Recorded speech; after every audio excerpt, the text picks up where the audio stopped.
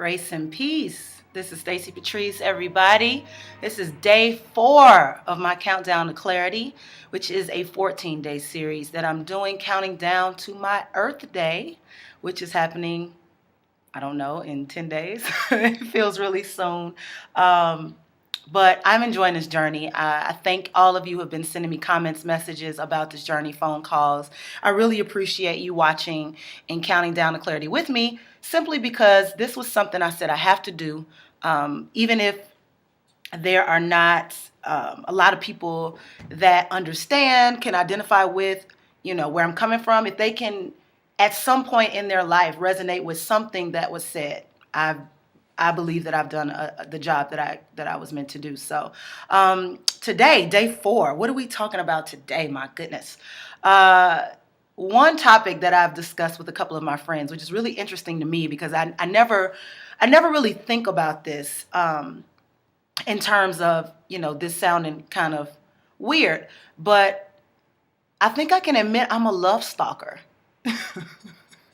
Yes, a love stalker. A love stalker to me, by definition, is someone who is not only looking for love, noticing love, acknowledging love, but embracing love, taking time to love, taking time to be love and radiate love.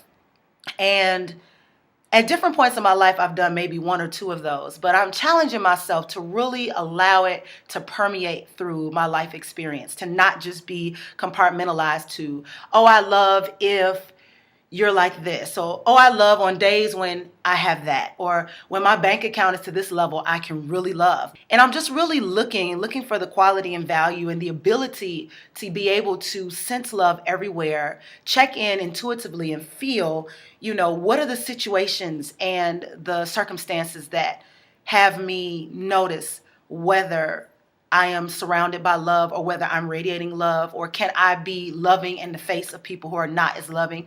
And I mean, it's truly a challenge to even take on that kind of idea, because if you just look at how many different avenues, philosophies, and schools of thought there are on, what is being healthy, what is not being healthy, what is loving, what is not. And I've just redefined that as anything that nourishes, feeds me, and reflects to me the world that I want to live in is healthy. It is me experiencing, looking at, and finding a reflection of love right in front of me. It's not looking for it to be anywhere else. And so when I say I'm a love stalker, I mean that in the most beautiful sense. I use the word stalker because, as some people unfortunately have found out, a stalker is someone who's just relentless, just does not give up. They just find cause to go after something with, this serious determination, whether the other person is responsive to it or not, or whether it's unwanted from the other person or not. And I use the word love stalker because I think of love as always being wherever we are. It's just whether we choose to take it on, whether we choose to acknowledge it. And so if I'm a love stalker, I'm always looking for love. I am relentless about the idea of finding new ways to enjoy, express, and radiate love. I'm always looking for opportunities to love. I'm finding ways to say, this is a healthy boundary, this is unhealthy for you. Move towards the healthy, move away from the unhealthy, and stand in love. And one of my favorite quotes from an artist I love, Raheem Devon. He says on his CD, he says, "Why fall in love when you can stand in it?" And when I first heard that, I was like, indeed. Like, why do we wait for an excuse to be in love? Why do we wait for someone else's permission to say, and now, out of all the times in my life, I've been single, I've had friends, I've had great experiences, I've had celebrations, accomplishments, successes, but I'm going to wait for this person to love me before I can say I'm in love. Or I'm going to wait for this feeling of being swept off of my feet before I can say I'm in love. And instead, there are opportunities all around us to love. And it's funny because I've watched, I don't know how many concerts I've watched, Michael Jackson concerts, Beyonce concerts. My very first concert I went to, if I'm not mistaken, was Menudo. And let me tell you, Menudo concerts back then were hot and heavy. Just girls screaming everywhere at these amazing little guys singing on the stage. I mean, New Edition, There's so many different concerts I can think of. I'm dating myself a little bit. It's cool.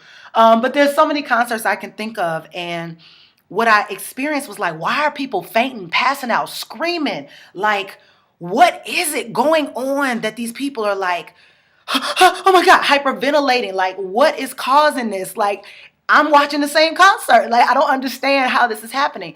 And what I discovered later is that they were love stalkers too. They were looking at this other person and saying, oh my God, I love everything about him or her. His or her hair, the outfit, the dance moves, the singing, the voice. Oh my God, I think he or she looked at me, just like this fanatical response, like, fanatics. And, and now I'm a fanatic for love and I get it. I'm like, people should be loving. We should love each other. We shouldn't, find these experiences and ideas where we have to find a reason to hate on each other. That's why I say haters are actually extreme lovers. If someone is hating on you, which I can't stand that phrase, but if someone is being a hater, I always say, they're a lover. They're a misguided lover. They are definitely looking at you from the standpoint of this person has so much that I identify with that I love. And I can't bring my ego to say to this person that I really love what you're doing because of what I think it means about me. If I know I have an insecurity as it relates to this other person, I can't really go in and tell this person how much I love them because what if they just said, thank you? Then I would feel like, wow, they didn't return none of that. I gave them a compliment. They just took all of that because you were insecure in the first place. You were looking for them to return something to you, and it's not their charge to return something to you.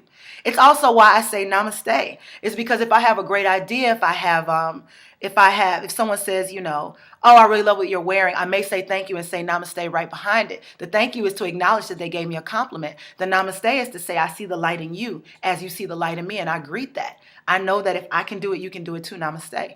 And so, that is one of the things that I realized that, people are very afraid of expressing their love. We talk about people wearing their heart on their sleeve or people, just being, henpecked or, oh, she got him right here, or, just being a wuss of some sorts. And I think that we really make those people feel victimized for being nice, for being loving, for being caring. We call them hippies and, we talk about, oh my goodness, you are so naive. Because our hearts have been broken, they're naive, right? That makes all the sense, right? Being facetious, of course. If our heart has been broken, we don't want that to happen to those people who are very open-hearted. But at the same time, we discourage their participation in life as a loving person because of our fear of what will happen to them. If they don't fear it, why are we fearing it for them? And 9 times out of 10, we'll find that there's something within us that doesn't actually trust. And if we find someone who does trust, it bumps against our own consciousness of, well, what is it that they haven't experienced that I have that allows them to think that life is this way? Who's that goofy to think life is like this? And the truth is that they are attracting the experience that they believe in. And you are attracting experience, and I am attracting experience I believe in. It's like if in fact I think, oh, I want to be loving, but I don't know if it's that many people out there that will buy into it, or, I want to be loving, I want to have my heart open, but people won't respond well. Let me tell you, the moment I decided to just be the light for honoring people when they are expressing their love, it's been nothing but love in return. And I couldn't have imagined that would be the response because I know in my own way, I have my own ideas and feelings about how I express love. And I thought that perhaps, me saying this to other people would give them some type of power. In Chicago, I've even noticed a lot of people would say, oh, I love that dress she has on, or, I love those shoes. But what we haven't acknowledged totally is that when we're saying that about someone, we don't say it to them in Chicago. We're over here with our girls like, oh yeah, I like them shoes, but I would have worn them like this. And it's like, just tell the girl you like her shoes. It doesn't mean she made the shoes. It doesn't mean she's wearing them the best. But if her shoes are inspiring you, she did something you haven't done yet, which is she picked something and found something that connected directly to you. Just say, loving the shoes, sis, and keep it moving. We don't have to hold on to what those points of inspiration are. We can actually indulge in them. We can actually find other people who are living in the same rhythm as we are and honor it as such, and not turn it into this being a competition between who wears it best, who wore the dress the best. Who is the best on the red carpet? Who is best dressed and worst dressed? That's media frenzy. That makes great ratings. It doesn't make for such a healthy, good life. One of the first entrances to my love stalking was my friend Chinyere told me, what's up, Chinyere? My friend Chinyere told me that one of the things that we have to look at when we are feeling unloved, or when we're feeling lonely, or when we're feeling like we're alone in the world, is that we have to realize that we cut off our own supply sometimes. And what she was saying is that we should not pay attention to the faces. A lot of us look for love coming from a particular person. We look at our boyfriends or our girlfriends and we say, he's just not loving me the way that he should, or she's not loving me the way she should. And I deserve to be loved like this. And I'm going to go home and say something because I don't like the way this person is showing up in my life. And I'm not appreciating that every time I want to go dance, he doesn't want to go dance. Or every time I want to do this, he doesn't want to do that. And it's really selfish to think that someone else will be privy to everything that we would be privy to. But at the same time, I understand that wanting that connection in that way. And at this point in my life, I just step into loneliness and I just say, if I really want to go dance, I'm going to go dance. And I don't care how many people are there. It could be me and a DJ. I'm going to dance. Or, as long as the vibe is right, I'll go and I'll stay. But at the same time, I have to understand that having partners, having people buy into your ideals makes them feel more important when they're already important because they're divinely created. So if you have ideals about what life should feel like, who's on this journey with you, where do you go on this journey, who do you go with? Those things are all important. But at the same time, we have to understand that if we are to enjoy the reflection of that life, sometimes we have to be the living example first. We can't wait for someone else to be that example. And to me, that's where people come in and say, you have to be love first before you can attract love. This is where this loneliness journey originated. This is where this idea started. And the idea is that whatever it is you would want to do with a partner, do that now. Whatever it is that you would want to do in business, once you get successful, do that now. And if you take on these activities and these characteristics, things start to form, and it may very well attract that person in your life that wants to do it with you. As a matter of fact, I'm gonna edit that and say it will attract the people who want to do it with you, or who at least support your vision. And so it's even more important now to step into love first before requiring it from other people. And this is a thread that will probably be through all of my videos, but I wanted to do a special video on it because my idea of being a love stalker keeps me in a very, what I like to call, majestic position. I'm not stalking love from the standpoint that I don't know love. I'm stalking love from the standpoint as when you are changing any definition, when you are making any changes in your life, or when I'm making changes in my life, I create a clearing first. I clear out everything that I've already known, done, and felt, and say, maybe I was wrong. Just maybe. Maybe I was wrong. Maybe where I'm standing right now, what I think is love, is only a fraction of it, or it's only a microcosm of what love could really be. And perhaps it's even misguided, misdirected, displaced, something else that I'm calling love. And so I have to move those things out from around me and see if, in fact, there is something new for me to experience or take on. And what I found, this beautiful bird flying over my window right now. I love it. Just one single white bird. But if I find it, what it says to me is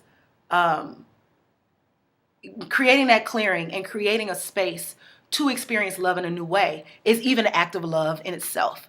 And in order to do that, you have to be active about this process. You have to say, where can I improve? Where can I close doors that should have been closed and open doors that I would love to be opened?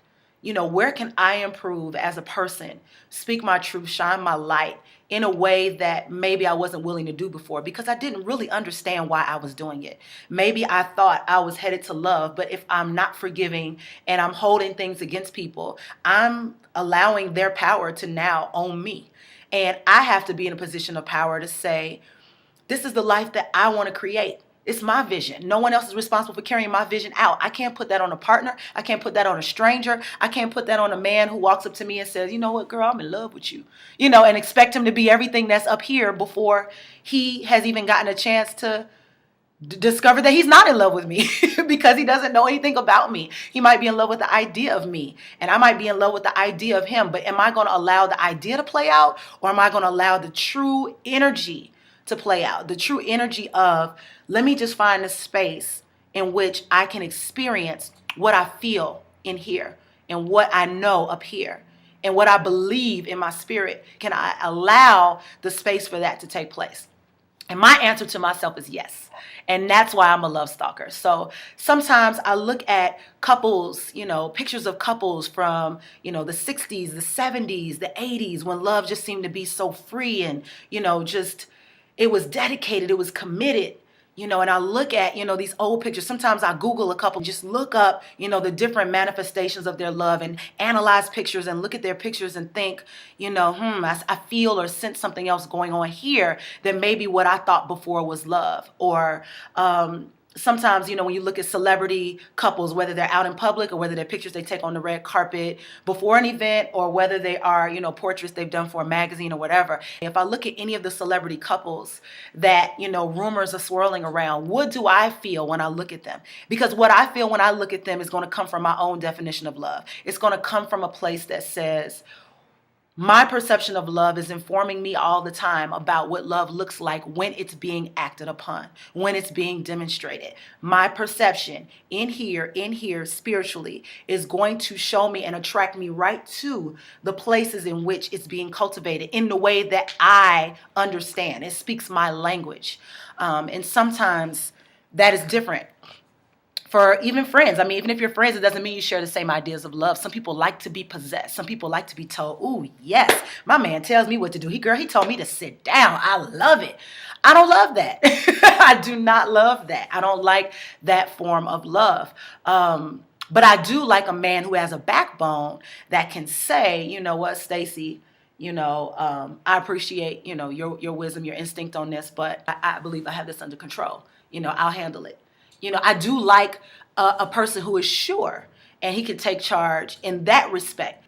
But, even couples that I know, people that I know on Facebook, I've sent people messages telling them, oh, I really love this. I love what this picture embodies. I love what this demonstration was I saw in public last night when you were out. I love seeing the two of you at the festival this summer. Even though you say that's your friend, you all look so freaking happy. It's so genuine.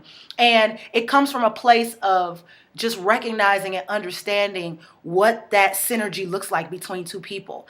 I remember when J-Lo and Puffy were dating and everyone was like, oh my God, they're just a power couple. They are just on top of the world. They're just powerful.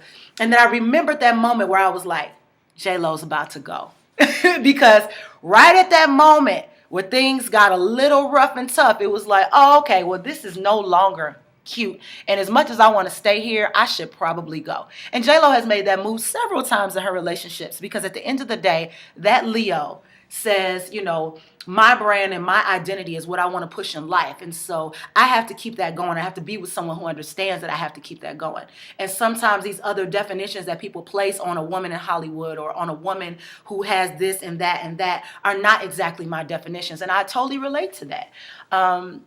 With Will and Jada, I have been reposting so many of her posts on Facebook. I love Jada Pinkett Smith and what it is that she stands for. I don't so much get into critiquing whether her and Will are extremely happy. I feel a resonance between the two of them, and I feel that they are extremely fortunate in the sense of all it is that they have in their disposal, in their resources, to be able to create this wonderful environment that they call family. I think it's amazingly beautiful how the two of them can take their talents together and, support each other and bring their kids into the fold. There's nothing their children can say, hey, Ma, hey, Dad, we want to be this right now, that they can't have or that they can't, get into. And their children work as hard as probably they do, because they're not giving them the gift. They're showing them how to take these gifts and make them live. And, I identify with that as a parent, as a woman, as a woman who believes that her individual expression is as important as, being a mother, being a wife, being a partner in a relationship.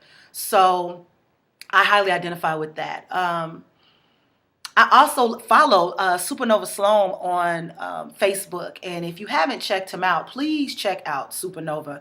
He is the business. I love everything that he talks about. I've been a fan of, Queen Afua for some time, which is his mom. And I also, discovered him more recently than I discovered Queen Afua. And I really love his vulnerability, his expression, his dedication to health, his dedication to his wife, his dedication to just shine his light and be truth and example everywhere that he turns. I know that if you can show that expression on a regular basis, there's some ritual, some understanding that can be, at the very base of your center that allows you to cultivate that out to people publicly. So we all have the ability to follow that which resonates with us, and we don't necessarily understand fully what the message is. We might just be enjoying the interaction, the interchange. But at some point, we start to look deeper at a message, and we discover all of those individual pixels that make up that bigger picture. Now I'm talking like a photographer.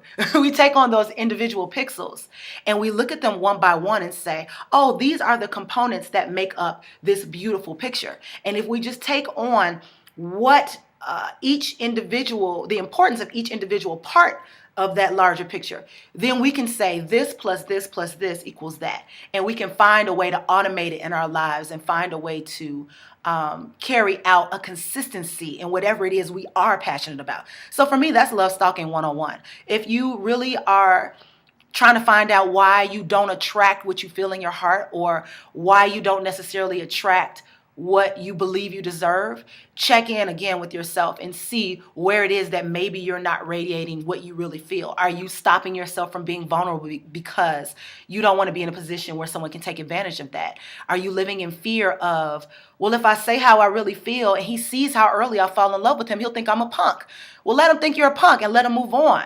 You have your boundaries, but the type of love you're looking for exists. And it exists in people, and people are experiencing and living it every day. Maybe you haven't met them yet. Maybe you haven't acknowledged them yet.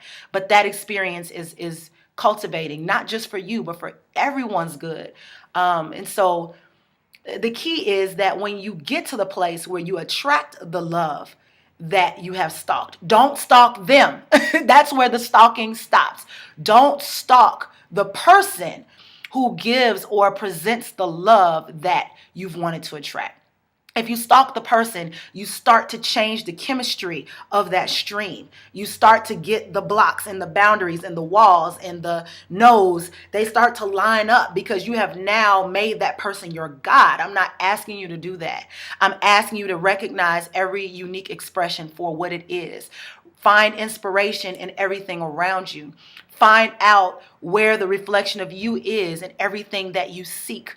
Find out how people are living these wonderful lives that you admire. Find out, what someone else's experience is speaking to you when it's quiet and no one else is around. Is it saying, I've been lying to myself because I want to remain loved. I don't want people to tell me no. I don't want to be rejected. So I've been telling people I don't need attention. I don't need affection. I don't need all this extra quality time. That's for suckers. But if you say that, you can't get that. And if your heart is secretly yearning for that, even when you're full of your own self-love, you still may enjoy that expression.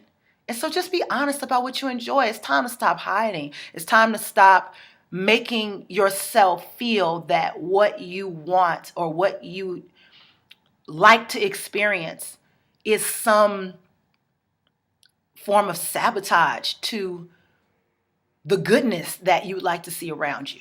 It's actually the path to, it's the channel to what you would like to see around you. And you can look around yourself right now. You can look at your last 5 exes probably, unless you've had these, 10, 20-year relationships. You could probably look at your last 3 to 5 ex-boyfriends, ex-girlfriends, dates, and look at that and say, what were those experiences showing me? Now, in retrospect, what did I learn about how I like to be loved through those experiences.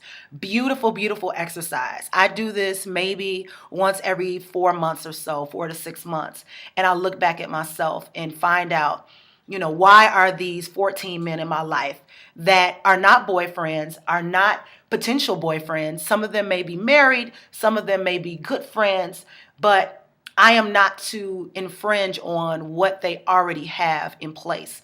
I am to stay in my position, which can be as, I really admire that. I really like that. I'm not going to be a swagger jacker and say, oh, well, this person did that, so I'm going to dress just like them. I'm going to do what they do because I'm going to get what they get. And I know plenty of those, but I'm not talking about doing that. I'm talking about just looking at the essence of what turns you on, what makes you come alive, what gets you out of the bed and says, I'm going to start my day with this in my environment. I'm going to go out in the world and get it. Whatever that is. Whether you find it on the internet, in your personal life, in your mind, imagination, in stories, in art, in culture, in different cities, whatever it is, be about that. Be about that and find the validity in experiencing and going through those journeys. And I promise you that being a love stalker becomes an act of beautiful and devotional self-service. It becomes an act of, I am growing, learning, and behaving in a way that honors the highest that I can imagine. And I am determined that I will not settle for less. Okay? Try that on, try that out. Thank you all so much for listening. Please leave me a comment below. Let me know what your thoughts are. If you connected with the material, maybe there's an experience you want to share, but hit me up on YouTube. Leave some comments, tell friends, share the video if it's an experience you want to talk about with friends. Maybe you're not really articulating it the way that you like, whatever. And I thank you so much for listening. Have a beautiful day. Look for love. Be inspired. And as always, namaste. Thank you. StacyPatrice.com. Peace.